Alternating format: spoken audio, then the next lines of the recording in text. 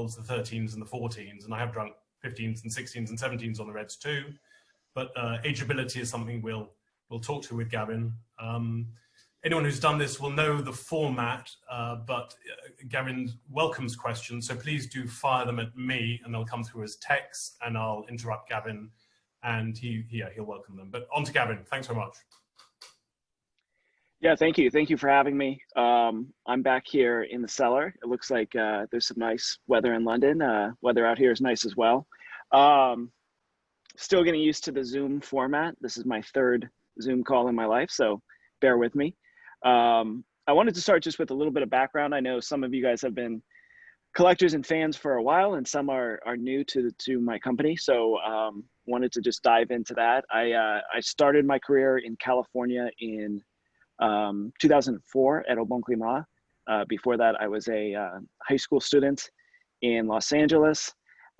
Before COVID, I had a sales meeting with a gentleman from Singapore, and he asked me if I was in tech before I started in wine, and I said no, I was in high school, and he didn't quite get the joke, but it was true. So I vividly remember walking through the doors of Au Bon Climat, being surrounded by barrels,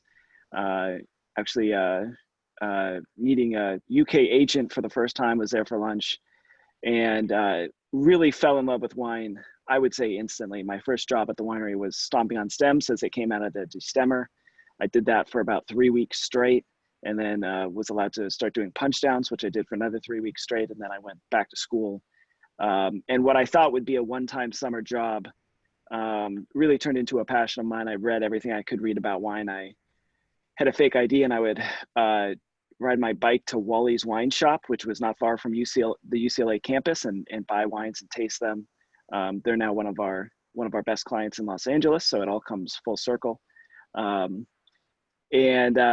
Yeah, I ended up a one-time summer job turned into just shy of 10 years at Au Bon Climat, finishing as the grape stem rubbish stomper, starting as a rubbish stomper and finishing as the assistant winemaker.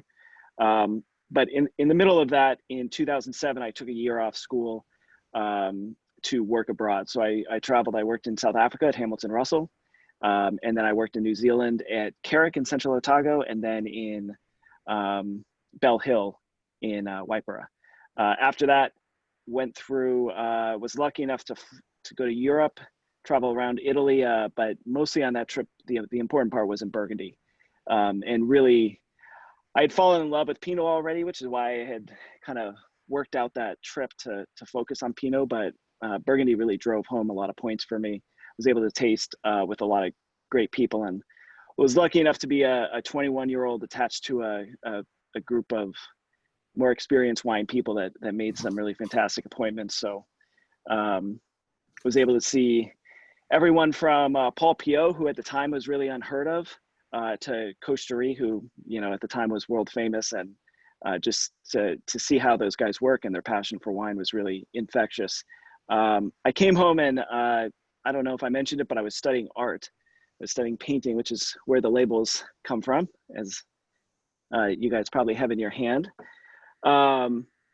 So a couple things were interesting at that time. I couldn't get a real job in wine, although I did end up kind of sneaking one from Au Bon Climat when I graduated.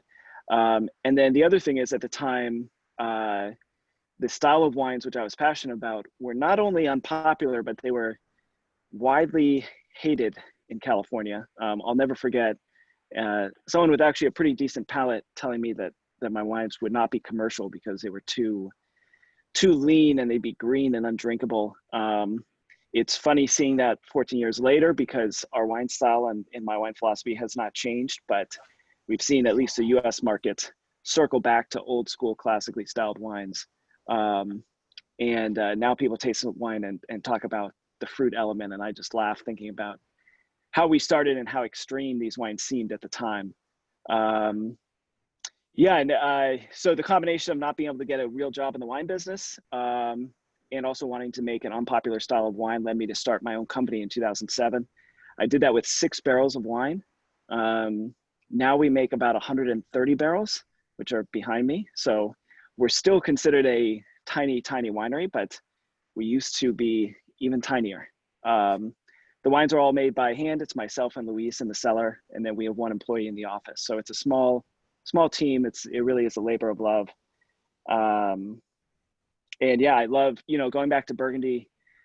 I love classic wines. I love wines that can age. To me, that's one of the magical elements of wine, that it can travel. You can experience Zodovich, Biennicito, Sanford and Benedict, basically across the world. And the second thing is that it can age. It has life to it. It has peaks, it has valleys, it has a second peak. At some point it passes away. Hopefully you drink it first, but to me, that's really the magical quality of wine. So it's extremely important for me that the wines age well and are delicious.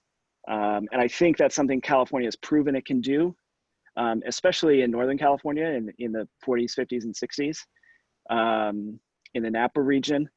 Around the late 80s, 90s, I really think California lost touch of that. So, for me in 2007, a big thing for me was to bring that back. There was a lot of talk about this kind of new wave and new age and new style, but to me, it was really going back to an older style, which had already been proven. So yeah, with that said, I'm not sure if we want to jump into the first wine or if there's any questions. I'll fire a question at you, Gavin, if I may, straight away. Mm-hmm. You've made reference to Burgundy a few times, and you're speaking to people who love Californian wines, but also love Burgundy. The use of the word Burgundian, where do you feel that? Where do you feel your wines, Californian Pinots and Chardonnays, are in that context? Is it complementary? Is it something you think about? Are you just different terroirs and different wines that share the same grape variety? Yeah, I think, I love that question. I think in the early days of my company, it was both a compliment and an insult when sommeliers would say, "Wow, this reminds me of this wine from Burgundy." Obviously, that's a large compliment for a young winemaker to get, just because it's referencing another great wine. It would also be used as an insult to say, "Oh, look at this stupid kid. He's trying to make Burgundy in California." To me, it's all about the site. So, it's interesting to look at California. In Santa Barbara in general, we have an amazing climate for Pinot Noir and Chardonnay. We're one of the coolest climates for Pinot in the world, arguably the coolest, because of the Pacific influence. We get about 130 days between flowering and harvest. That translates into about 600 extra hours of sunlight when you compare it to, say, Oregon or Burgundy. But my mission is really fighting for, you're always lacking something, and what we really have to search for is great little pieces of soil. And I would argue Burgundy has just incredible soil, and has to fight its climate a little bit. So there's always kind of a yin and yang. We use techniques developed in Burgundy. We use vines from Burgundy. We use barrels made in Burgundy. And to me, their techniques are really a great snapshot of terroir. And if I kind of view it as a camera. We take that and we attach it to the little pieces of amazing soil that we can find, combined with that amazing climate. And to me, that's a quintessential California wine. That said, Burgundy is and I think will always be the top player in the Pinot Noir world. So whenever you can compete with the best and be compared with the best, that's not a bad thing at all. Thank you. If I could ask people to take a slug of their Biennicito 17 Chardonnay. There's another question to fire at you as we're having a sip. When you say your style was totally different, what exactly do you mean? Aside from oak, what does it mean going back to old style? Yeah, so it's in 2007, Robert Parker still ruled the land. It was extremely rare to find a Pinot Noir that was translucent, made from California. I remember when I was selling my first wine, that's the first thing people would notice, is they'd say, "Oh my God, I can see through it." Some would say, "Oh my God, I can see through it. That must be a problem." The sommeliers that really propped up my company said, "Oh my God, I've been waiting for this." So by older style, the main key is simply lower alcohol. And I hate to describe my wines as low alcohol wines, because in general, they fall in the 13 to 13.5% alcohol range, which is historically, kind of standard for high-end wines. But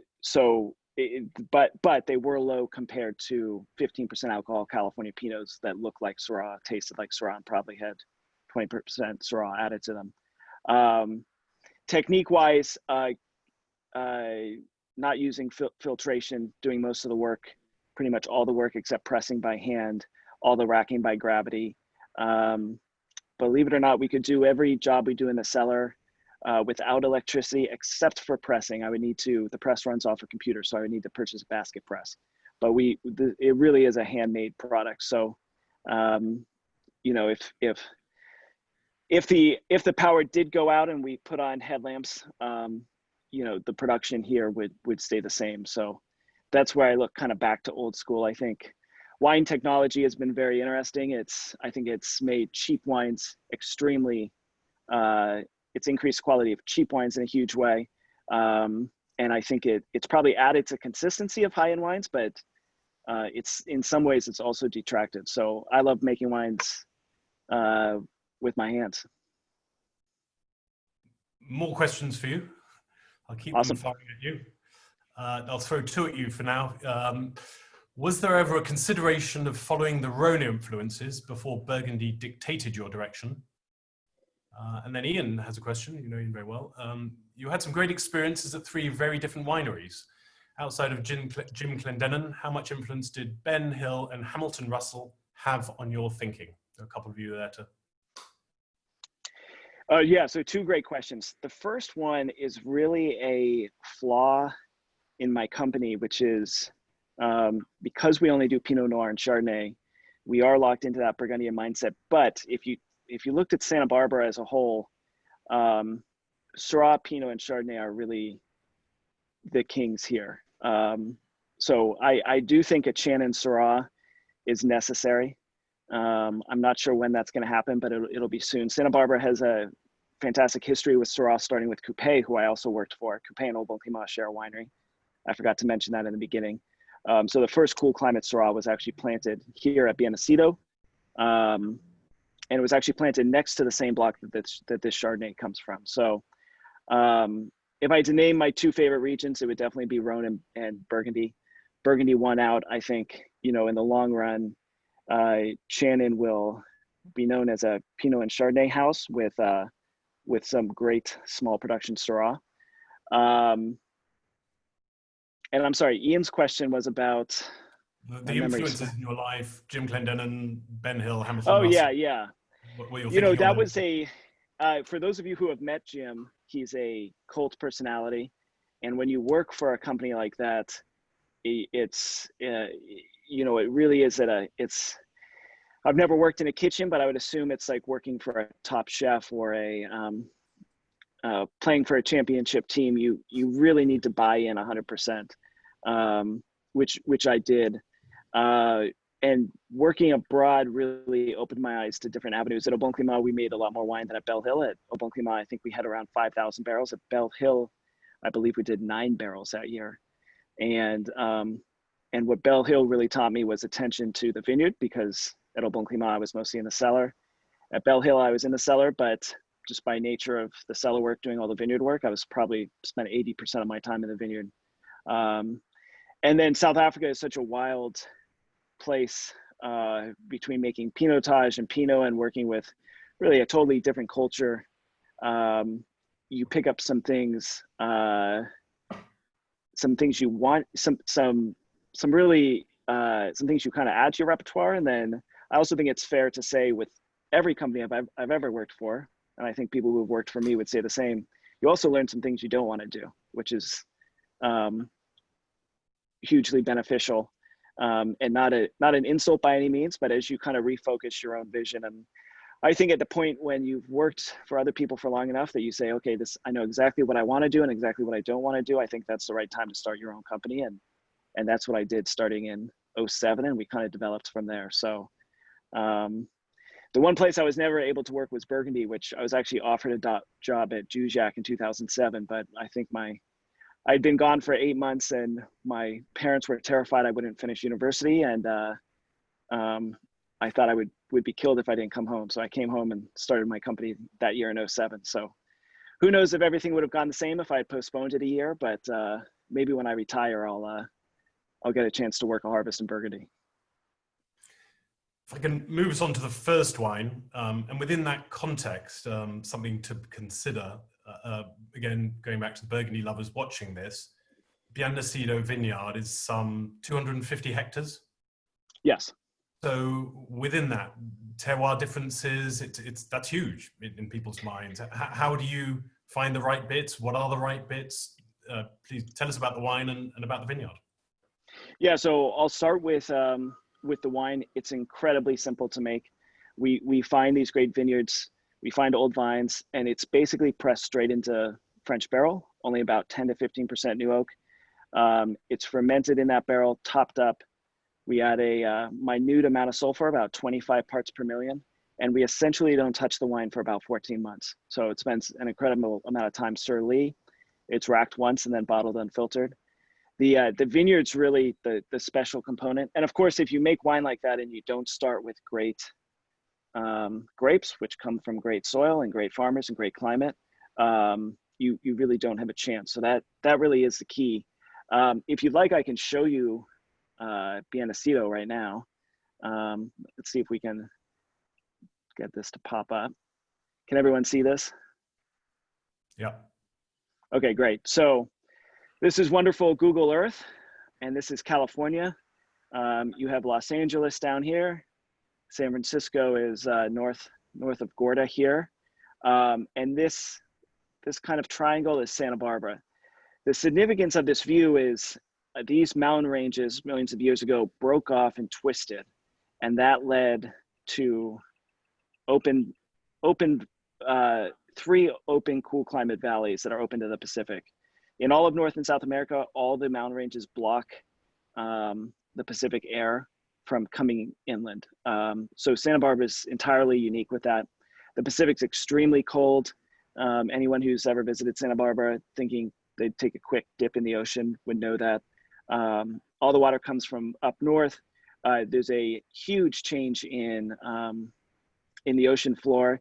Essentially, that cold water hits a wall right about where Santa Barbara is, at underwater mountain, and pushes even colder water up, which we call upwelling. So it's essentially a swamp cooler that blows cold air into Santa Barbara. Santa Rita Hills, the most famous regions right here. You can actually see the diatomaceous earth soil from the mine, which I'll talk about for the first Pinot. But Biennicito is right here. I mentioned that this whole valley has access to that great climate I talked about. What's special about Biennicito is, one, it's old vine planted in 1973. And two, you have the Santa Maria River here, which is constantly, whenever it floods, gravel gets pushed down from the mountains down this river. The evidence for that is actually in the largest gravel quarry in the Central Coast is right here. And this is Biennicito. This picture is an old picture. It's from the drought years, which is helpful for us because you can actually see the limestone in the hillsides. If you look at these little veins where there's no grass growing, that's limestone. So what I look for in all of Biennicito is a combination of this gravel here and the erosion of this limestone. And that puts all of our Pinot and Chardonnay in this quadrant right here. So with all the vineyards we work with, some are large, some are smaller. It's very important that we hone in on one specific area. So it's not just, hey, we want to purchase any fruit from Biennicito. It really is this area right here. And so our Pinot comes from this block and this block, but our Chardonnay, our old vine Chardonnay, comes from this block right here. So that really is the unique aspect of the soil. Like I said, also old vines from 1973, also own rooted. Just to talk about the climate for a quick anecdote, Biennicito mostly planted Pinot Noir and Chardonnay because the brightest minds at the time said you couldn't ripen still wines, so we should plant grapes to sell to sparkling wine houses up in Northern California. So that was the foundation of Biennicito, planting Pinot and Chardonnay. Now we know that Santa Barbara has such a unique climate, you can actually, and we have enough sunshine and a long enough season, you can actually ripen Merlot at Biennicito, which is somewhat amazing and really should be studied more. but it kind of adds to the uniqueness of Santa Barbara. So I mentioned this wine's unfiltered, racked once. When you look at old school kind of hand done work, you know, those are some of the things I'm talking about. And I think as much as the Pinot Noirs are generally, I'd say it shifted in the beginning. My Chardonnays were more popular than my Pinots. Now it's kind of a mixed bag. I really love making Chardonnay. I think it's one of the most transparent grapes you can make. And it's really a great indicator of what you have at a site, especially when you make it in a simple hands-off method.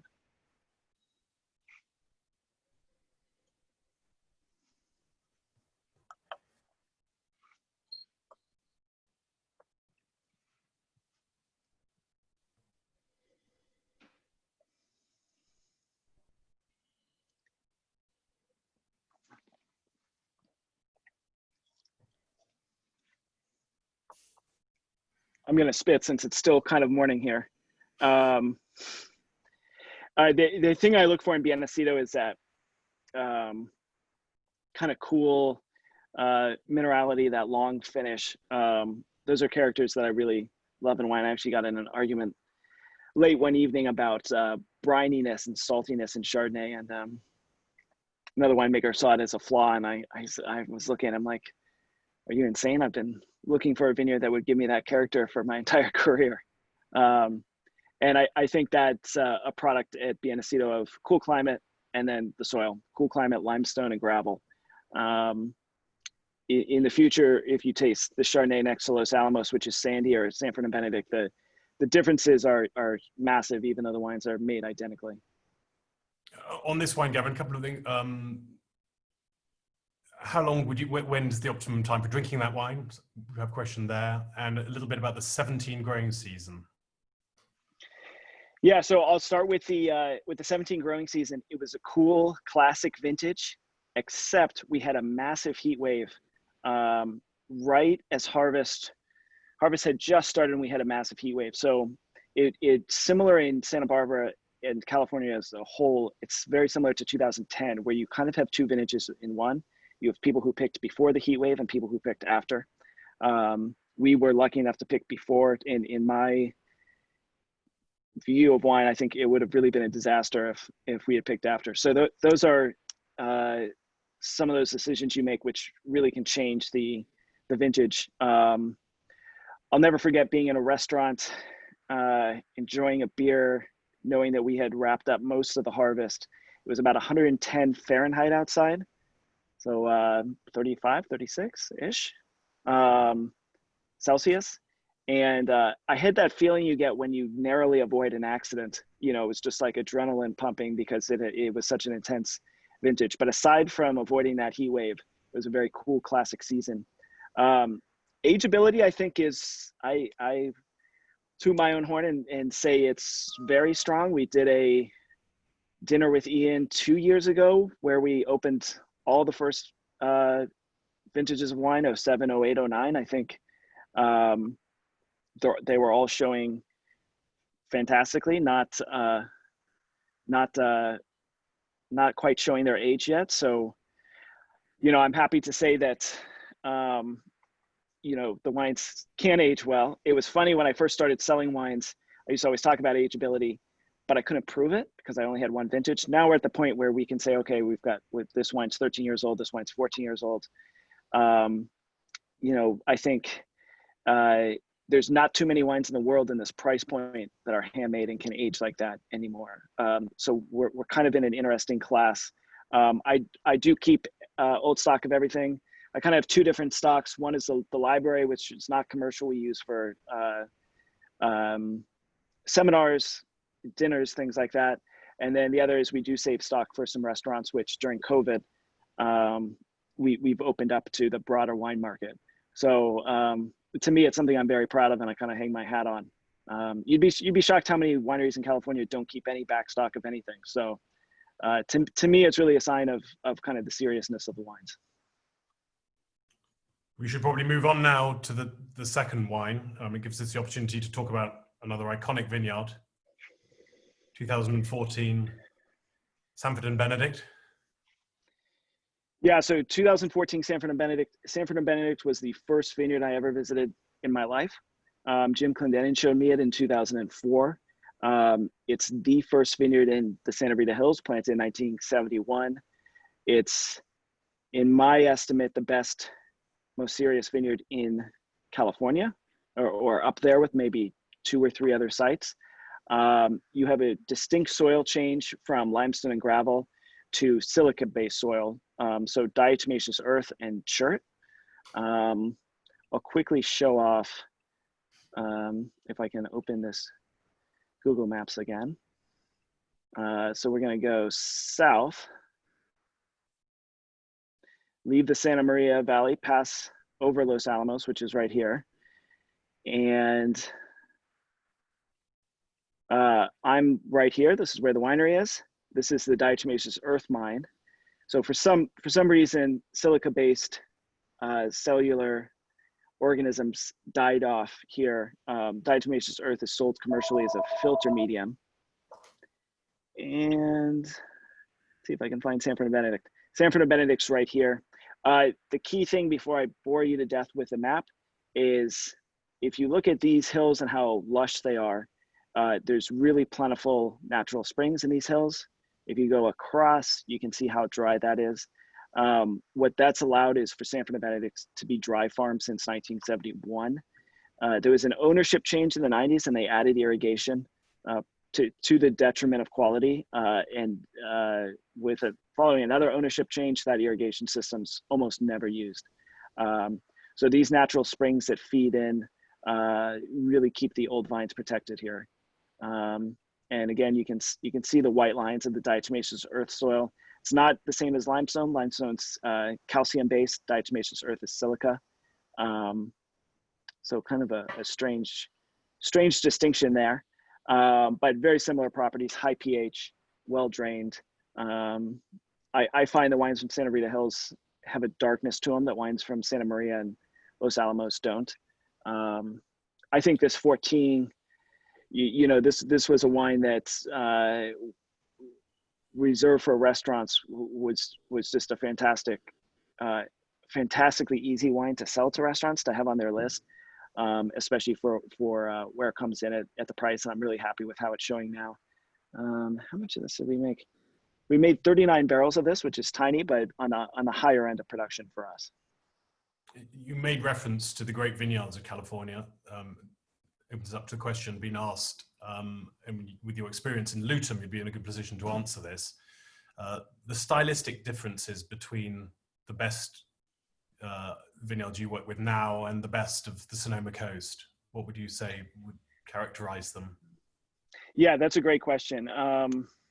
God, it's a difficult question. Sonoma's about 800 kilometers from here. So the drive from Sonoma to Santa Barbara is essentially driving from Piedmont to Burgundy. So it's easy for even us in California to forget how large California as a state is. I think you can find some really unique soils. I worked with it for a long time. I don't work with it anymore, but the Durell Pinot, Durell Vineyard in Sonoma with very heavy volcanic soil, I always thought was top notch. To me, it's the same mindset in a different area. So when I was working up there, we were looking for unique vineyards to pair with a great climate.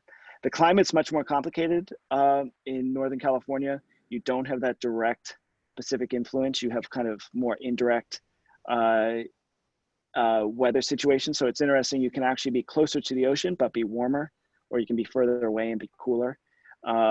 So you really have to dive into climate a lot more than you do in Santa Barbara, where it's pretty easy to, if you show me a map, I can tell you how warm or cool it's going to be. And stylistically, it rains a lot more up there.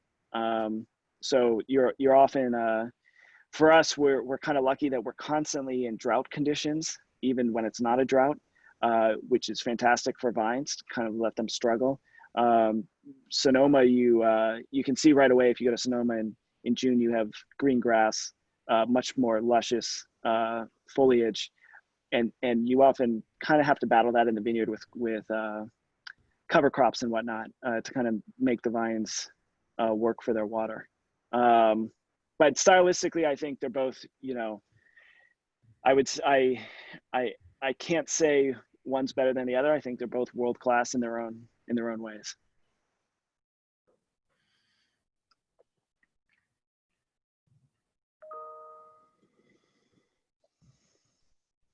We're drinking what you described as very successful restaurant wine, and you've been asked the question, food pairings. What do you drink with your wines, this wine specifically, and also is there anything specifically American that people might not know so much about that you would suggest? Yeah, I have to say, I'm not the most extreme home sommelier when it comes to pairing. I jokingly tell our customers all the time that I think good food goes with good wine, and I'll stand behind that. At the same time, I think one of the reasons this wine in particular, and then on a broader scope, my wines in general have been popular in restaurants is because they're so versatile. So I think it would be a harder challenge to find something which really doesn't pair with a Pinot made in this style versus something else. You know, one of my favorite aspects about this wine in particular is you can have it with the fattiest, richest piece of meat imaginable, and the freshness and the acidity cuts that fat and cleanses your palate and pairs really well. Or you can have it with a much lighter dish. And I think that's kind of a testament to Pinot in general. But I think this wine fits that mold, and that's kind of one of the mysteries of Pinot, which I really appreciate that. And also, you know, the fact that these wines are drinkable and delicious young. They're not hard, they're not tannic, they're not austere, but they still have the ability to age extremely well. I think that's another aspect of California Pinot, or my wines from California, that I'm proud of.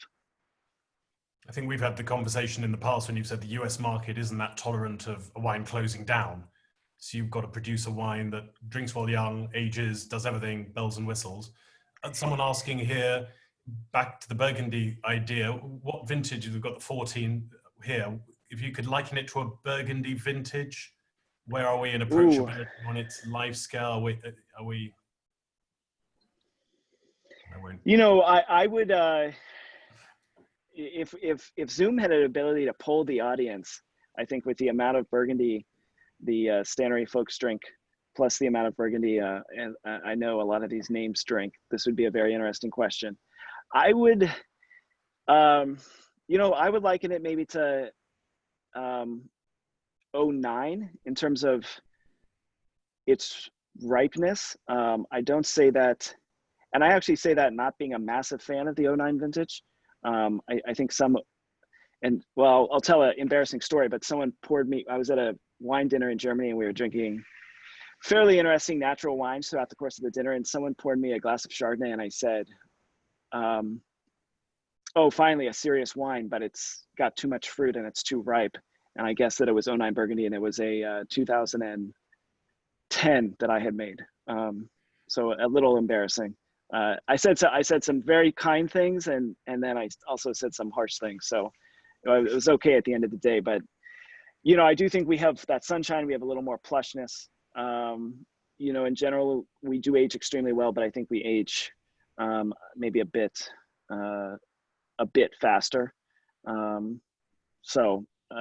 Yeah, that's where I would throw it in. But Sam, you drink more Burgundy than me these days. What do you think?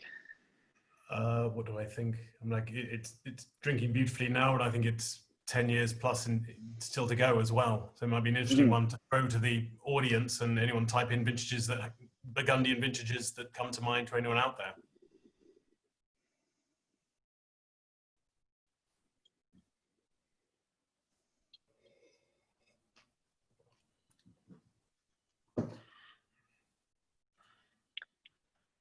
Yeah, I could see 2012. Oh, I just learned how to open the comments. I'm figuring out Zoom as we go.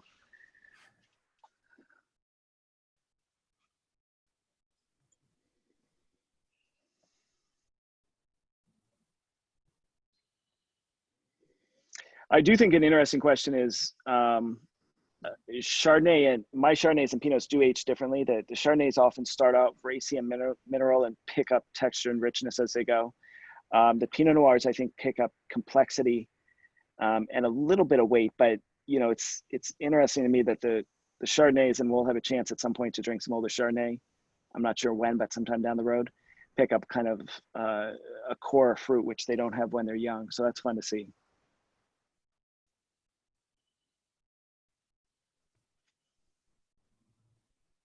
The third wine tonight, a vineyard you don't often work with. It's an unusual one. Yeah, so this is a very unusual one. It's 2013 Zodovich. It is also in the Santa Rita Hills. Let me see if I can briefly, I'll very quickly point it out. If you can get this open. So it's essentially Sanford and Benedict's here. It's essentially over this mound, which this is technically the Santa Rita Hills, the actual Santa Rita Hill, if you look at a map. And it's in this valley here, which is still considered the Santa Rita Hills. The main difference is you move to sand soils, which you can see these kind of white soils. You might see an outcrop here or there, but you can see that kind of yellow sand, which is very unique. Sand is often unfairly characterized as being simple. I love working with sandy soils. I think you have the darkness of Santa Rita Hills, but to me, sand always gives you kind of almost a pungent freshness and fruit quality. This is an extremely rare wine. We only made it once in 2013. There's very little of it in the world. I actually had to dive into my personal stash in the back to find a bottle for this tasting. So it's a unique wine. It's one of one, except we were lucky enough to make this wine in 2019 as well.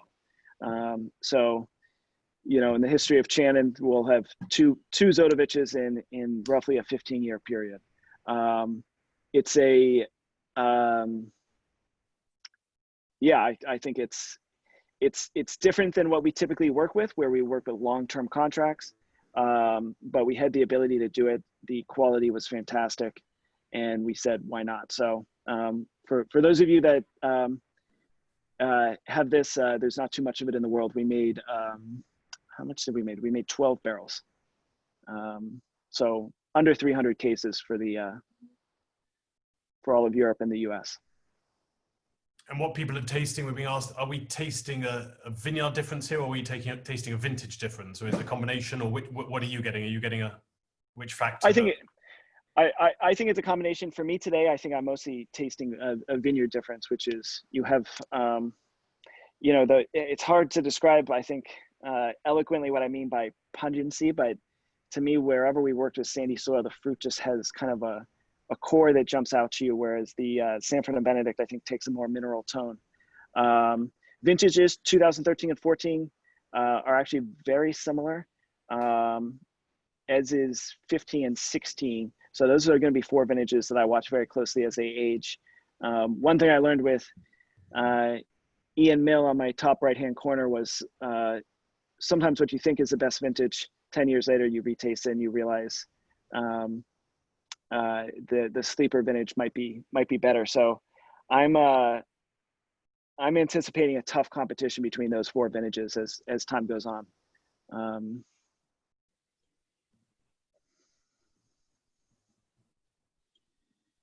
Alcohol can differ enormously in your wines.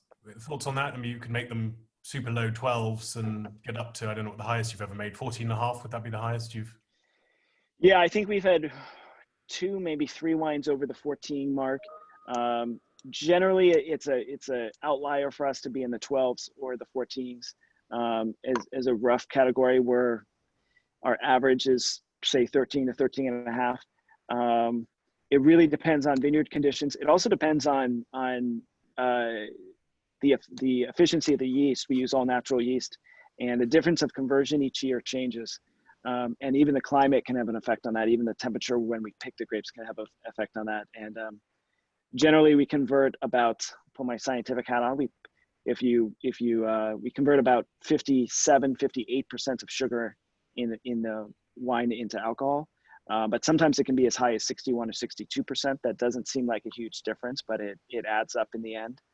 An important note is we never add water. We never add sugar. It seems silly to say, but adding water is still common practice in a lot of New World areas, although I think, and I hope it's going out of style.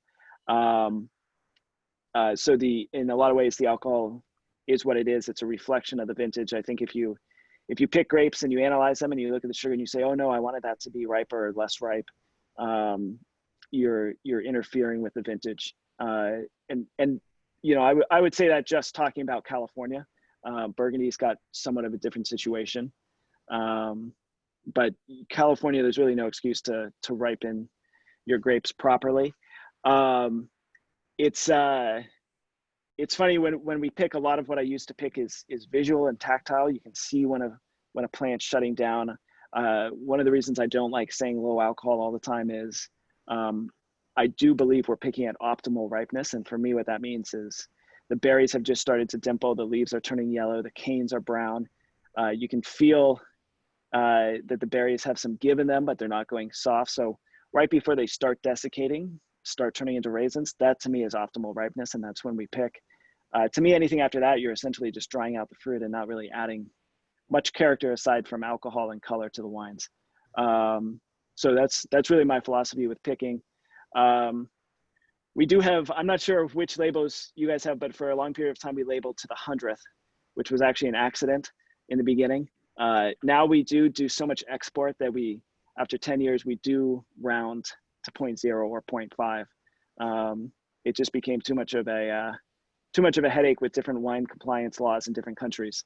So yeah, the Zotovich is 13.96, Sanford and Benedict is 13.9, and the 17 is 13.0. People are making nice noises about the Zotovich. The question on why did you make it so infrequently? What happened in those lost years? And then there's probably a question slightly linked to that on what you can get your hands on. Are there any particular vineyards that you would love to work with? Yeah, I'll give a long answer to that question. When I started my company, I was 21 years old, and I had to beg to get access to high quality Pinot Noir. I started with Los Alamos Chardonnay and Au Bon Climat Pinot, which is Au Bon Climat is a state vineyard. The catch there is I was living with Jim Clendenin in his guest house, and that's how I was able to get my first Pinot Noir. The next year, I convinced Biennicito to sell me grapes, which was really a huge coup. And it wasn't until 2012 that I convinced Sanford to start selling me grapes. So that really took 6 solid years of nagging.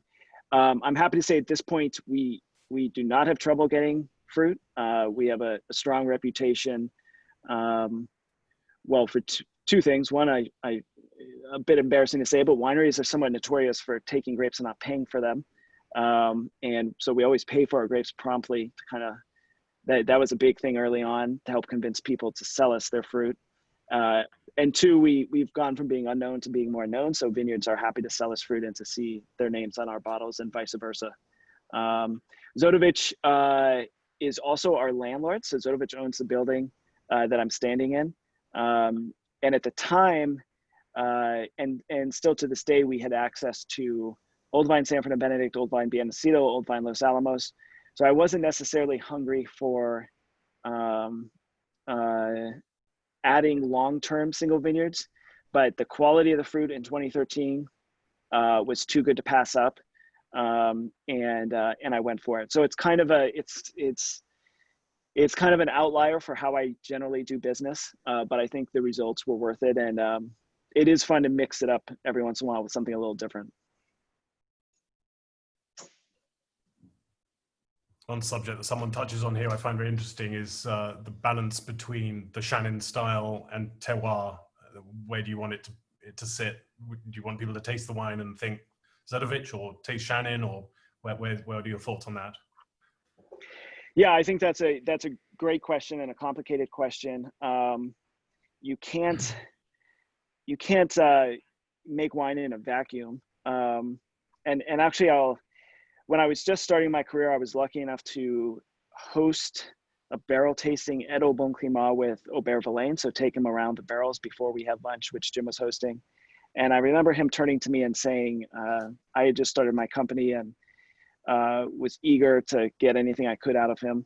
And he said, you know what, the important thing for a winery to have, and I'm thinking, you know, he's going to say it's history, it's terroir, it's, you know, a UNESCO heritage site, any of the things they have in plentiful amounts.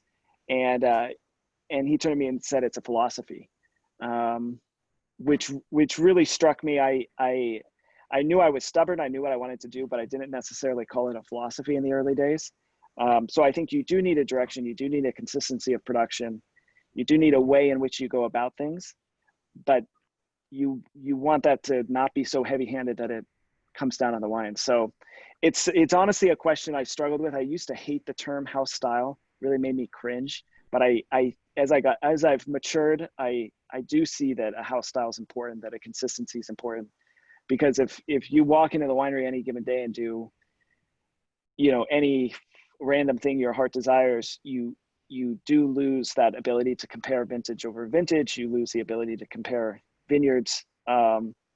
So it is a balancing act. I like to say you need to be stubborn to make wine and to make wine well, but you don't want to be dogmatic, and that's a very narrow window between not paying attention to outside factors and making poor wine, or not having a direction and just kind of blowing in the wind. So that's actually a question I think about a lot. And considering I think about it a lot, I should have a better answer for it. But that's all I got for you.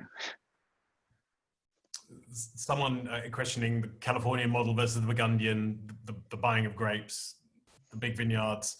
They ask why would someone sell grapes? But please explain how the world looks in California.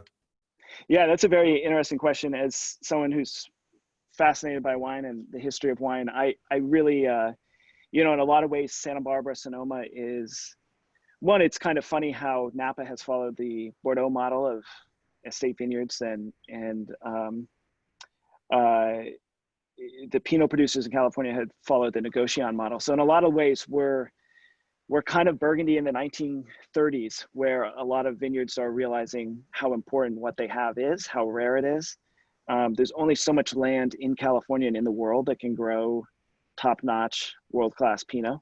And I think you're going to, and I feel these questions from vineyard owners that are looking to change, which scares me a little bit.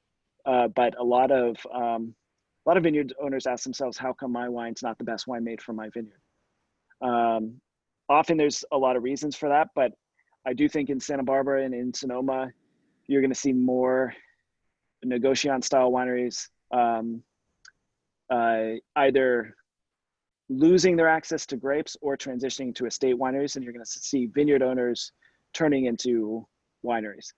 I think it's somewhat ironic because as the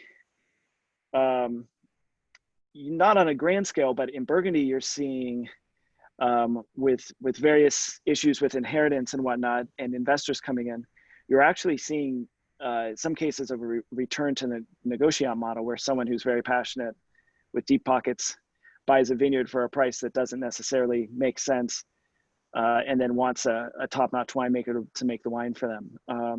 So it's almost like we're coming full circle. I do think we have some time. Like I said, I started my company in 2007. I was a college student at the time, so the idea of buying a vineyard has been a dream from 2007 until today. So we'll see where it takes us. I think the market also dictates who can purchase fruit, and if you can purchase fruit and make a top quality wine and sell it, the price of the fruit should match the quality of the wine. So it's not something I'm nervous about in the short or even in the medium term, but I do think if we watch this video 20 years from now, the world of California winemaking will be different in some very interesting ways. And in the context of what you've just said, how much control do you have? If you organic farming, biodynamic farming, are these things possibilities? And how much control do you have of farming? Yeah, so it really depends on the vineyard. Biennicito is a long-term lease. We have 100% control over it. But I will say, even the vineyards where contractually we have the least amount of control, it really is a relationship and there's trust. So there's not, but if you read the contracts, one vineyard's 100% control, one vineyard's 0% control. But the truth is, It's all about the way those arrangements work is basically all the same. So we have control of the farming, we have control of, especially when the grapes are picked. We especially have control of which vines we contract every single year. That's important. As I showed in that video, you have a 600-acre vineyard, and we're really only looking at 10 acres of that to be special for us. As far as organic, biodynamic, sustainability goes, I do have a goal in the next 5 years of all of our fruit being 100% organic. The reason why that's going to take half a decade is it's important that it's done right, and done with the right people and done slowly and carefully, especially when you're working with old vines. I do think, and I'm not sure if you've started to see this in the UK, but people are tired of the certification bodies, which often aren't very serious and just end up being expensive. So I do think what you're going to start hearing a lot is organic, not certified, sustainable, not certified, biodynamic, not certified. And truly the best people we work with and the best farming we can do takes the best pieces of each. And I think that's where you run into the dogma issue. So we're not looking for organic farming to be a marketing issue and to sell more wine. We're looking for organic farming to, one, keep the vines alive, keep the soil healthy, and I'd say 1B, make better wine. So that's my focus. I think it's, there's a lot of debate going around about all that. I think it's going to be fun to watch that play out. But at the end of the day, wine quality is really what it's all about.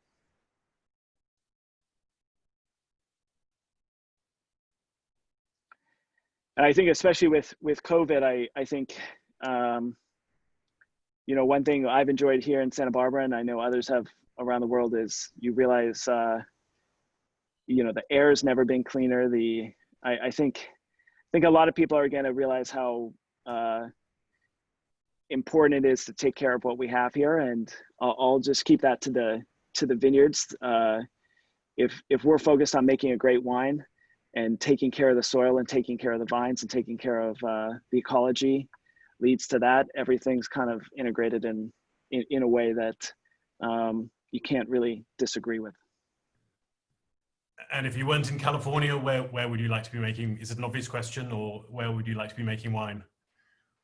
Burgundy. It is, no question. You know the Yeah, village? no, I mean, I get to choose any one. I'd say, something in Meursault and something in Vosne Romanée would do the trick, but I'm open. I'm flexible. I still, I love New Zealand, but there's something really magical about South Africa. There's some things that aren't very magical about it politically, but it's just such a beautiful, amazing country. I think those wines have a lot of room to go up in terms of quality, and a lot of things we talked about, quality, ageability. I think those wines are going to get more and more serious. So I'd love to make wine there. But I also love Santa Barbara. So I'm here for the long term.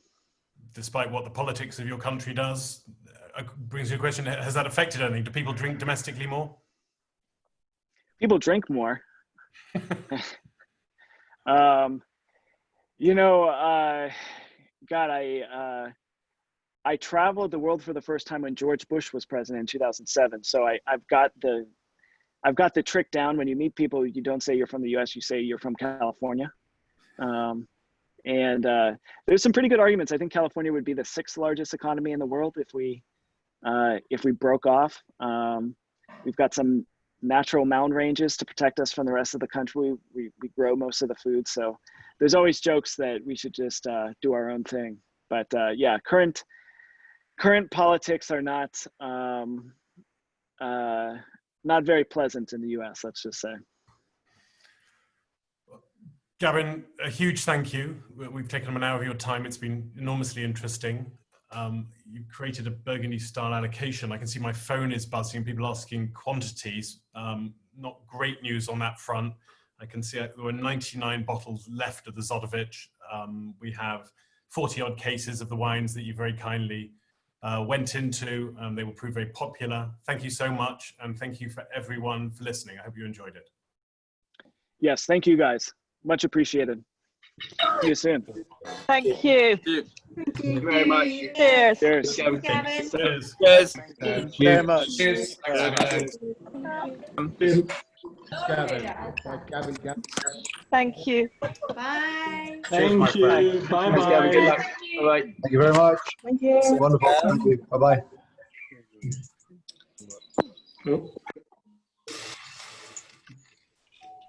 Thanks. Bye. Thank you. Take care. How do I exit this thing? Cheers, Gavin. It's a meeting, baby. Start video. Start video. I can see who else is left at the end.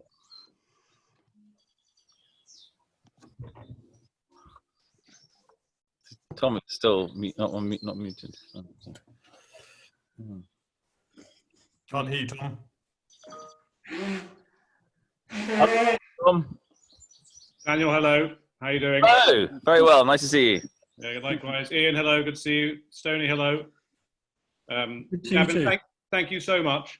That was terrific. Yeah, thank you. I'm still getting used to this digital format, so I hope I did. I hope I did B minus work, and next time it'll be B plus. You did brilliantly. Yeah. We have. I love the homing in on the vineyards. That was really, really, I mean, so educational. Fantastic. Love that. Yeah, now it's an embarrassment. It's always embarrassing if the winemaker can't find their vineyards. So can we say happy birthday to James Kelland? Are you there, Jim? Oh, that's very good of you. Thank you very much. Happy birthday. Many happy returns. I am raising a glass. Well, we can't see you, but I'm sure you are. Did you open all three, or did you Coravan? No, well, ironically, the wife pitched up for the Chardonnay, and so it was all a bit. It was costing me more in argon than it was in. So I pulled the cork on that one, and then just I'll drink the other two over the weekend. But no, fantastic. I'm very much enjoyed in this. The second was second Pinot was excellent, and the great thing with the Coravan, I might come back to it in 3 or 4 years and give it a go and see how it's doing. Yeah. No, very, very enjoyable. And thank you. Looking forward to the 19 could be interesting. Yeah. The 19 is going to be just as good, maybe a little better. I think that's going to be one of those vineyards we only make when we know it can be ridiculously good.